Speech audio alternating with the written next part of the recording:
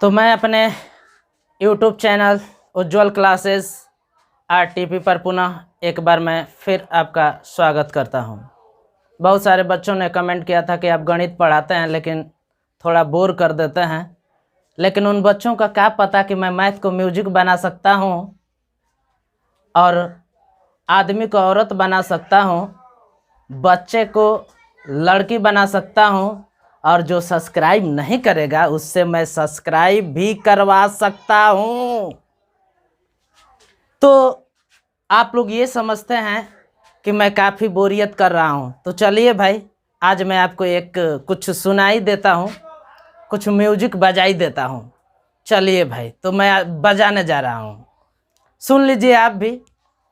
रब को याद करूं, एक फरियाद करूं, रब को याद करूं, एक फरियाद करूं, मेरा दीदार करा दे ओए रब्बा, बिछड़ा यार मिला दे ओए रब्बा।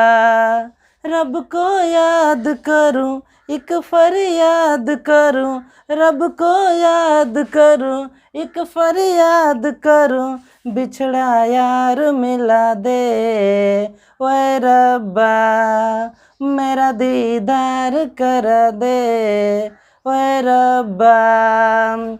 जब से हुई है लंबी जुदाई, ना नींद आया ना चैन आई। जब से हुई है लंबी जुदाई, ना नींद आया ना चैन आई। नजरें तरस गई, आंखें बरस गई, नजरें तरस गई, आंखें बरस गई, मेरा दीदार करा दे ओए रब्बा, बिछड़ा यार मिला दे ओए रब्बा, मेरा दीदार करा दे ओए रब्बा, बिछड़ा यार मिला दे ओए रब्बा, बिछड़ा यार। तो चलिए, म्यूजिक तो हम लोगों ने सुन लिया, अब थोड़ा सा पढ़ भी लेते हैं, ठीक है? वरना हम लोगों की ज़िंदगी पर भी लॉकडाउन लग सकता है, तो थोड़ा अपने टॉपिक पर हम लोग ध्यान दें। हम लोगों ने पिछले वीडियो में संबंध की परिभाषा पढ़ चुके थे, संबंध को परिभाषित कर चुके थे, ठीक है? तो मैं आज पढ़ाने से पहले जो हम लोगों ने पिछले वीडियो यानी कि पिछले एपिसोड में जो हमने पढ़ाया था उसको एक बार मैं पुनः रिकैप कर देता हूं, और मैं केवल रिलेशन की परिभाषा को रिकैप करूंगा। तो संबंध की परिभाषा क्या थी, जरा आपको याद आ रहा है कि वीडियो फिर से शुरू कर रहे हैं? रिलेशन की परिभाषा क्या थी भाई? आपने क्या बताया था, बताइए, याद आ रहा है? नहीं? तो चलिए मैं बता देता हूँ। मैंने बताया था कि एक समुच्चय ए हो और एक समुच्चय बी हो, ठीक है ना? तो ए क्रॉस बी के जितने भी उपसमुच्चय होते हैं, ए क्रॉस बी के जितने भी उपसमुच्चय होते हैं उनको हम ए से बी में एक संबंध कहते हैं। क्या आपने समझा? आपने ये समझा कि ए क्रॉस बी के जितने भी उपसमुच्चय होते हैं उनको हम ए से बी में एक क्या बोलते हैं? संबंध बोलते हैं, ठीक है ना? तो यदि यह परिभाषा आप याद रखते हैं तो आज के लेक्चर को सुनने के लिए, टॉपिक को पढ़ने के लिए फायदेमंद रहेगा। चलिए, तो मैं आपको बता देता हूं संबंधों की संख्या। संबंधों की संख्या, संबंधों की संख्या, संख्या, number of relations, number of relations, number of relations. अरे भाई, संबंधों की संख्या कितनी होगी सोचना है, सोचे के पड़ी। जैसे मान लीजिए एक सेट ए है, एक सेट बी है ना? और ए से बी में तमाम संबंध परिभाषित है, मान लीजिए एक संबंध R1 है, एक संबंध R2 है, ऐसे ही तमाम संबंध, ठीक है ना। और ए में मान लीजिए यम एलिमेंट है, यम तत्व है, और बी में मान लीजिए यन तत्व है, ठीक है। तो हम लोगों की हेडिंग कह रही है कि संबंधों की संख्या कितनी होगी। तो ए से बी में संबंधों की संख्या आपको बताना है कि कितने संबंध होंगे। तो जरा सोचिए भाई कि ए से बी में संबंधों की संख्या होगी कितनी। तो मैं आपको एक बात बता देता हूँ, कि ए से बी में संबंधों की संख्या कितनी होगी, जितनी कि ए क्रॉस बी के उपसमुच्चयों की संख्या होगी। क्या मैंने बताया है? ए से बी में संबंधों की संख्या कितनी होगी? संबंधों की संख्या कितनी होगी भाई? कितनी होगी? ए क्रॉस बी के उपसमुच्चयों की संख्या, है ना, उपसमुच्चयों की संख्या। और ये दादा, ए क्रॉस बी के कितने उपसमुच्चय होंगे? तो आपको उपसमुच्चय निकालना है तो पहले निकाल लीजिए कि ए क्रॉस बी में तत्वों की संख्या कितनी है, ठीक है ना। ए क्रॉस बी के उपसमुच्चयों की संख्या निकालने के लिए आपको ए क्रॉस बी में तत्वों की संख्या निकालना होगा। ए क्रॉस बी में तत्वों की संख्या, और आप पिछले वीडियो में पढ़ चुके हैं कि ए क्रॉस बी में कितने तत्व होते हैं, जितने कि एन क्रॉस एन बी होते हैं। तो बताइए, number of element in set ए में कितने तत्व हैं? यम तत्व हैं। बी में कितने तत्व हैं भाई? एन तत्व हैं। तो ए क्रॉस बी में तत्वों की संख्या कितनी हो जाएगी? m into n। और एक बात बताइए जरा कि जब आपने तत्वों की संख्या निकाल लिया तो उपसमुच्चयों की संख्या कितनी होती है? आपने पढ़ चुका होगा 11th में। कितनी होती है तत्वों की संख्या? तो 2 के पावर कितनी होती है? n होती है। तो यहाँ पर क्या हो जाएगा बताइए? उपसमुच्चयों की संख्या कितनी आ जाएगी? 2 के पावर ए क्रॉस बी में तत्वों की संख्या, और ए क्रॉस बी में तत्वों की संख्या क्या है? mn है। तो आपको निकल गया संबंधों की टोटल संख्या कितनी हो जाएगी?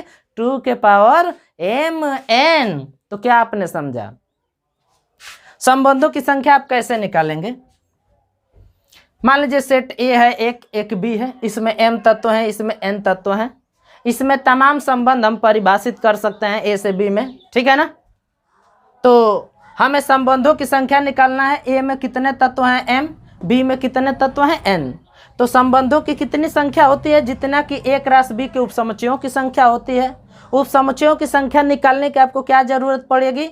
ए क्रॉस बी में तत्वों की संख्या। ए क्रॉस बी में तत्वों की संख्या कितनी होती है? N A into N B होती है।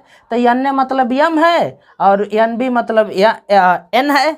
तो एम एन तत्वों की संख्या हो गई ए क्रॉस बी में। तो उपसमुच्चयों की संख्या कितनी होती है? 2 के पावर एम एन, ठीक है ना। तो आप याद रखिएगा कि किसी समुच्चय में m तत्व हैं, किसी दूसरे समुच्चय में n तत्व हैं। तो एक समुच्चय से दूसरे समुच्चय में जो संबंध होंगे, कुल संबंधों की संख्या कितनी होती है? 2 के पावर mn होती है। चलिए, आपने संबंधों की संख्या निकाल लिया। अब मैं आपको बताता हूं कि संबंध कितने प्रकार के होते हैं। संबंधों के प्रकार,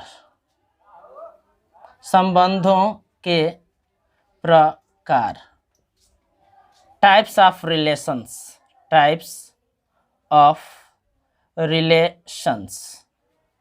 ठीक है ना।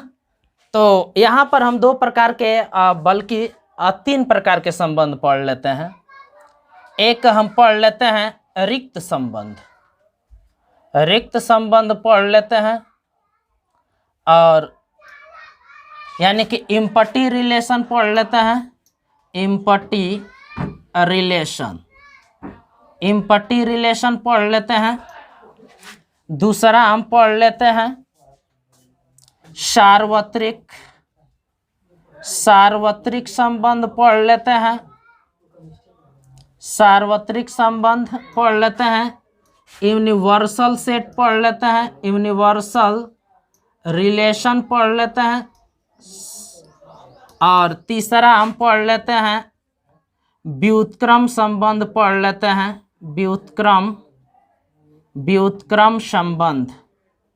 व्युत्क्रम संबंध यानी कि इनवर्स रिलेशन पढ़ लेते हैं, इनवर्स रिलेशन। 3 संबंध यहाँ पर पढ़ लेते हैं, ठीक है ना। तो सवाल यह है कि रिक्त संबंध होता क्या है। सवाल यह है कि सार्वत्रिक संबंध होता क्या है। सवाल यह है कि भाई व्युत्क्रम संबंध क्या होता है, रिक्त संबंध क्या होता है। एक बात बताइए, हम लिख सकते हैं कि नहीं phi subset A cross B, लिख सकते हैं। क्यों?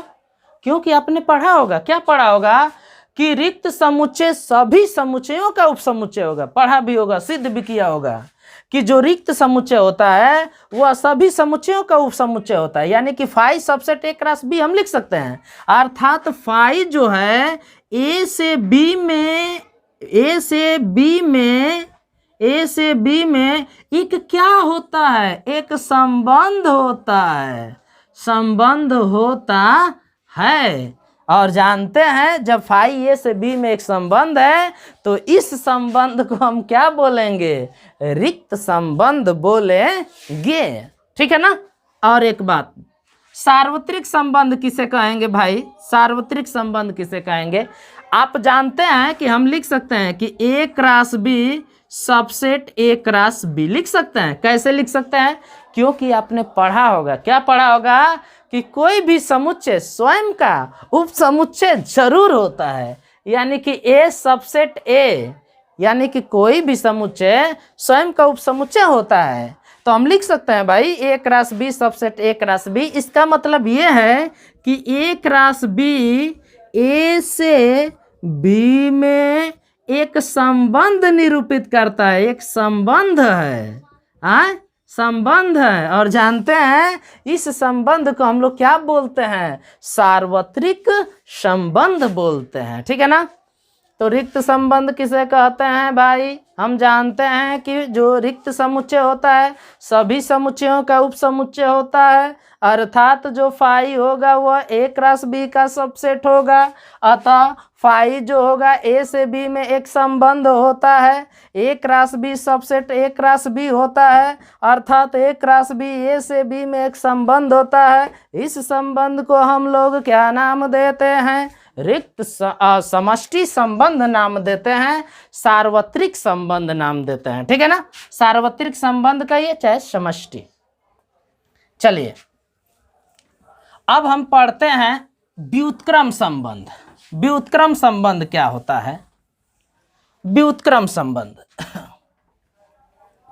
व्युत्क्रम संबंध, संबंध इनवर्स रिलेशन, इनवर्स रिलेशन।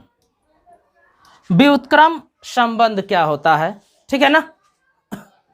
चलिए तो एक बात बताइए, संबंध आर को हम क्या लिख सकते हैं। जैसे मान लीजिए एक संबंध आर है, ठीक है, जो किससे किस में है, ए से किस में है, बी में है, ठीक है ना। एक संबंध आर है, यह संबंध आर किससे किस में है, सेट ए से सेट बी में है। तो हम क्या लिख सकते हैं बोलिए, आर बराबर क्या लिख सकते हैं बोलिए, A B such that A belong in capital A and B belong in capital B, लिख सकते हैं। तो यह जो होता है संबंध होता है। अब इसका जो व्युत्क्रम संबंध होता है उसको हम आर इनवर्स से दिखाते हैं।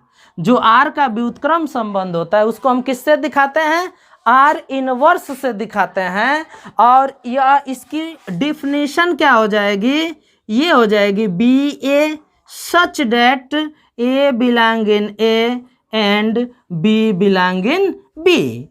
यानी कि कोई संबंध आर ए से बी में दिया है तो आर के जो तत्व हैं, उन आर के जो तत्व हैं यानी कि जो क्रमिक युग्म हैं, उन क्रमिक युग्मों को आप बदल देंगे तो जो नया संबंध मिलेगा वह संबंध क्या कहा जाएगा, व्युत्क्रम संबंध कहा जाएगा, ठीक है ना। तो अब मैं आपको एक बात बता देता हूं, मैं आपको एक बहुत अच्छा प्रमेय बता देता हूं। प्रमेय, प्रमेय क्या है? थ्योरम। प्रमेय क्या है कि आर इनवर्स का इनवर्स जब आप निकालेंगे ना तो आर होगा, यानी कि व्युत्क्रम संबंध का व्युत्क्रम खुद वह संबंध होता है। ठीक है ना? इसको आप ऐसे लिख सकते हैं, किसी संबंध आर के व्युत्क्रम संबंध का व्युत्क्रम संबंध के व्युत्क्रम संबंध का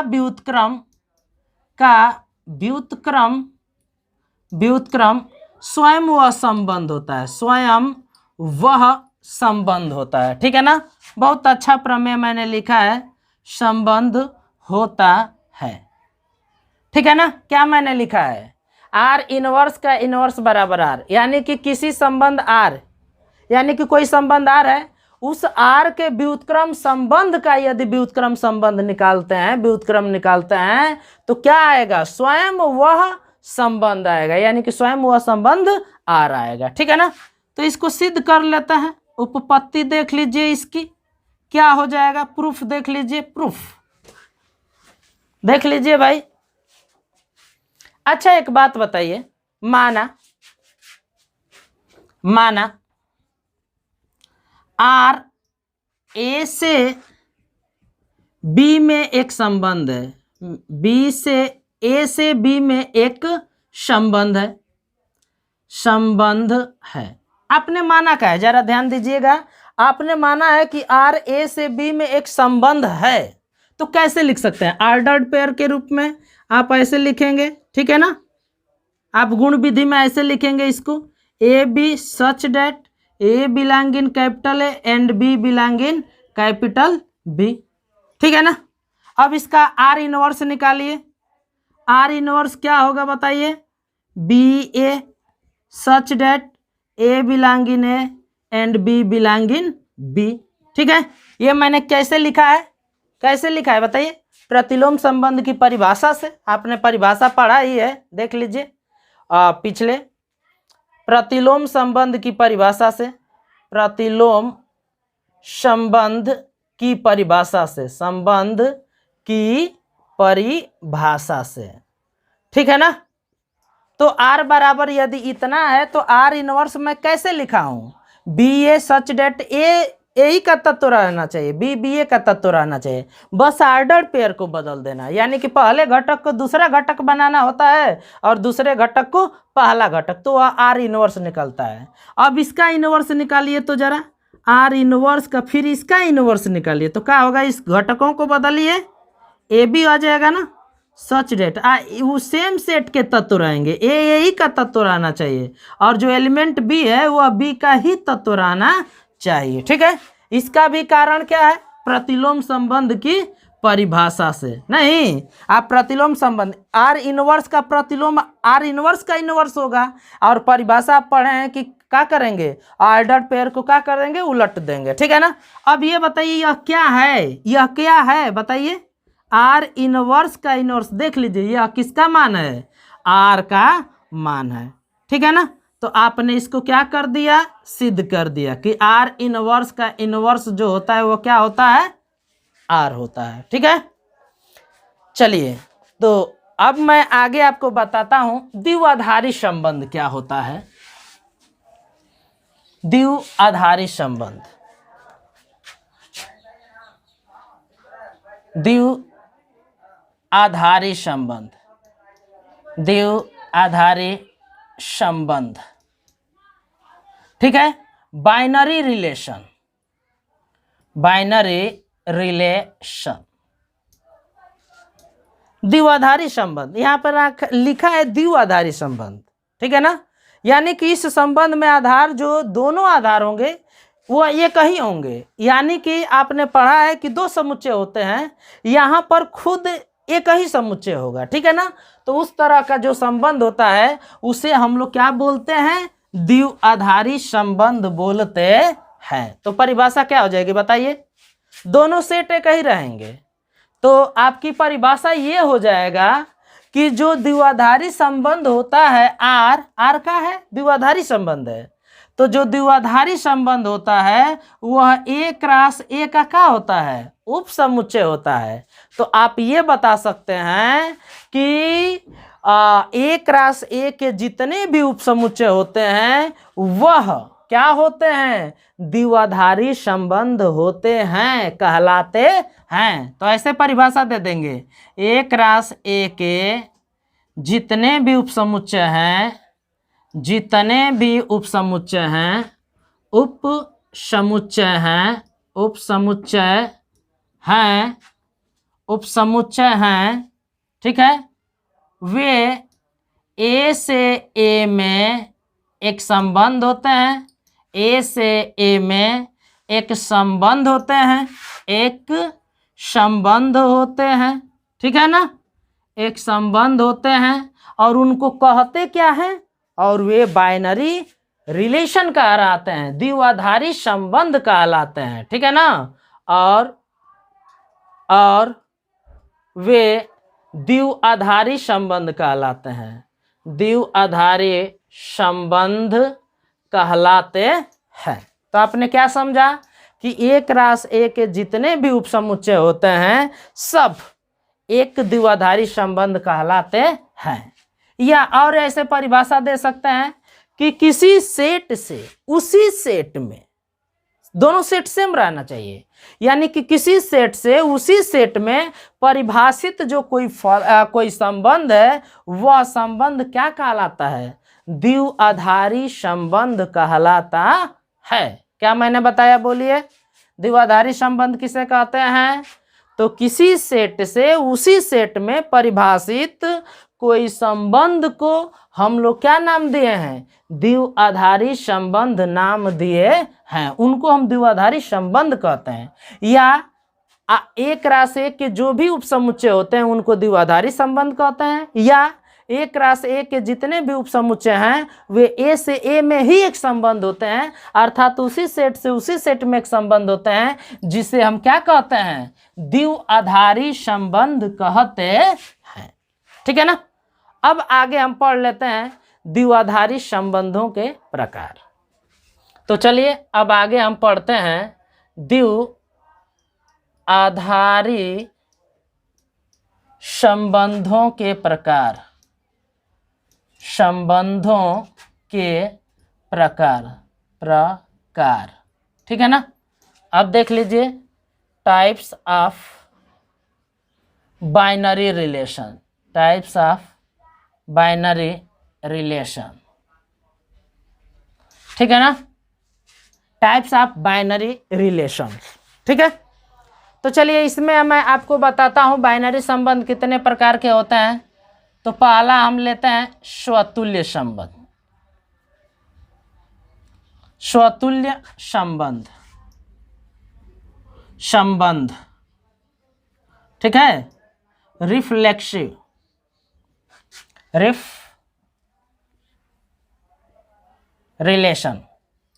रिफ्लेक्सिव रिलेशन। स्वतुल्य संबंध कहते किसे हैं, स्वतुल्य संबंध होता क्या है, ठीक है ना, यानी कि स्वतुल्य संबंध क्या होता है ये सोचना है हमको। तो जैसे मान लीजिए एक संबंध आर है, एक संबंध आर है जो समुच्चय ए पर परिभाषित है, जो समुच्चय ए से ए में परिभाषित है, ए से ए में परिभाषित है, ठीक है ना, परिभाषित है। क्या आपने समझा, यानी कि आर एक द्विआधारी संबंध है, आर एक संबंध है जो ए से ए में है, अर्थात आर एक क्या है, द्विआधारी संबंध है, ठीक है ना। तो वह स्वतुल्य संबंध कब कहलाता है, तो आर स्वतुल्य कहलाता है, आर स्वतुल्य कहलाता है, स्वतुल्य कहलाता है, स्वतुल्य कहलाता है कहलाता है जब। कब कहलाता है? जब जब जब ए के सभी तत्व, ए के सभी तत्व, ठीक है ना, ए के सभी तत्व आर के द्वारा स्वयं से जुड़े हों। ए के सभी तत्व आर के द्वारा स्वयं से जुड़े हों। तत्व आर के द्वारा स्वयं से जुड़े हों, स्वयं से जुड़े हों। क्या मैंने बताया? बताइए। तो आप बोलेंगे कोई द्विआधारी संबंध को स्वतुल्य संबंध कब कहा जाता है? जब उस सेट के सभी तत्व अपने आप से उसी संबंध के द्वारा जुड़े होंगे, तो उस संबंध को हम द्विआधारी संबंध कहते हैं। ऐसे लिख सकते हैं, गुण विधि में ऐसे लिख सकते हैं, ठीक है ना। X belong in A, for every x belong in A, ठीक है ना, यक्स रिलेटेड टू यक्स, ठीक है। या ऐसे कर सकते हैं, ठीक है ना, यक्स बिलोंग इन, क्या लिख सकते हैं? आर। इसका मतलब क्या हुआ? बताइए। इसका मतलब क्या हुआ कि यक्स के जो ए के जो सभी तत्व हैं, फॉर एवरी माने सभी तत्व, इसको पढ़ते हैं फॉर एवरी। इसका मतलब क्या होता है? सभी तत्व, ठीक है ना, सबके लिए। तो ए के जो सभी तत्व हैं वह अपने आप से जरूर जुड़े हों। यक्स जो है यक्स से जरूर जुड़ा है, किस संबंध के द्वारा? आर के द्वारा। इसका भी मतलब यही होता है कि यक्स बिलोंग इन आर। ये कब होता है? जब यक्स रिलेटेड टू यक्स होता है। आप शुरू में पढ़ चुके हैं, ठीक है ना।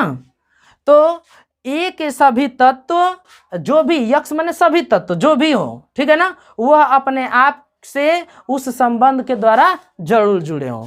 तो जब इस तरह का संबंध होता है तो उसे हम लोग स्वतुल्य संबंध कहते हैं। जैसे एग्जाम्पल के तौर पे देख लीजिए, एग्जाम्पल के तौर पे जैसे मान लीजिए हम व्यवहारिक उदाहरण लेकर चल रहे हैं। भाई का संबंध है, भाई का संबंध, भाई का संबंध, ठीक है ना, भाई का संबंध।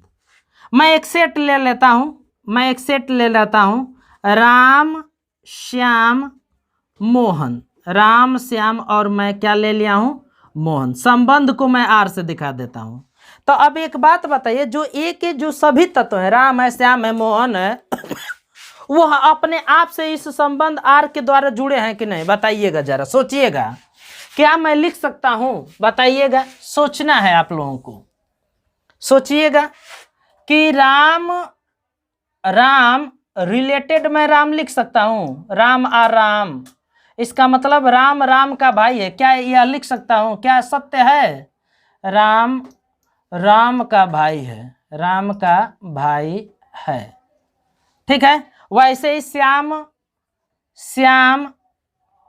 और श्याम मैं लिख सकता हूं, बोलिए।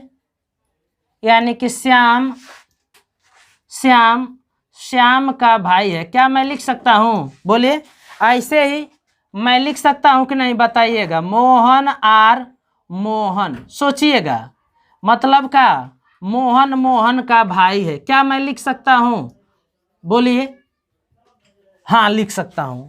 किसी भी व्यक्ति को स्वयं का भाई माना जा सकता है। यानी कि मैं अपना भाई हूं, आप अपने भाई हैं। यानी कि वैसे ही राम का भाई है, श्याम का भाई है, मोहन का भाई है। तो यहाँ से ए के जो सभी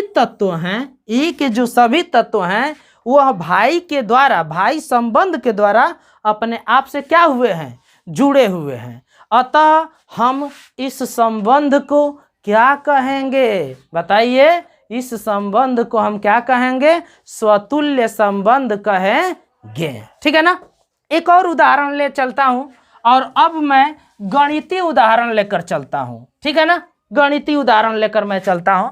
जैसे मान लीजिए कोई सेट है, इस सेट में समांतर रेखाएं हैं। कैसी रेखाएं हैं?